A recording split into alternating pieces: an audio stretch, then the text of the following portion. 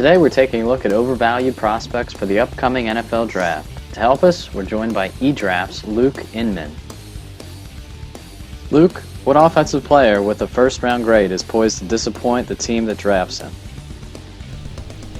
When it comes to the NFL Draft, every year there's plenty of potential and opportunities to highly improve your roster and depth chart with just a few good picks. Unfortunately for NFL teams, the opposite is also true, meaning missing on picks can have a huge negative impact and can and will hold your team back from good to better and better to best. Baylor's Corey Coleman is a player I've been widely known to be lower on than the mainstream media.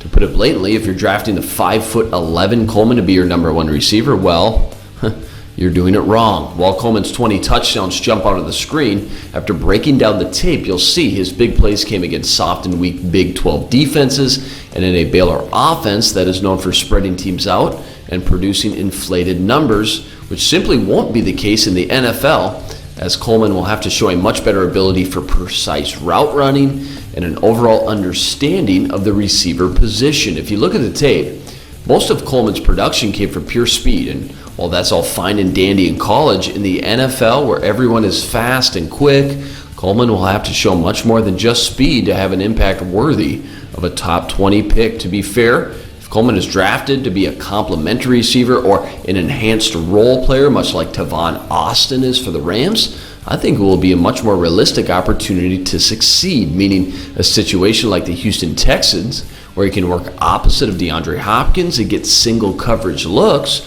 would be a much more ideal situation to maximize his skill sets than being drafted to a team like the Minnesota Vikings, where he would walk in as the number one wideout and have the bulk of pressure to bail out Teddy Bridgewater carried on his shoulders. Moving over to defense, what first-round pick will be a disappointment?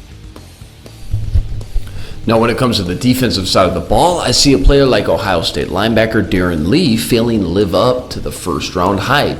Lee flashes and induces teams with his blazing speed to fly over the field. Unfortunately, he carries the Buckeye name, meaning he quietly and fairly gets compared to his former teammate Ryan Shazier. Shazier has had a great career thus far and was a 2014 prospect that boasted far more strength and size suited to play the linebacker position in the NFL.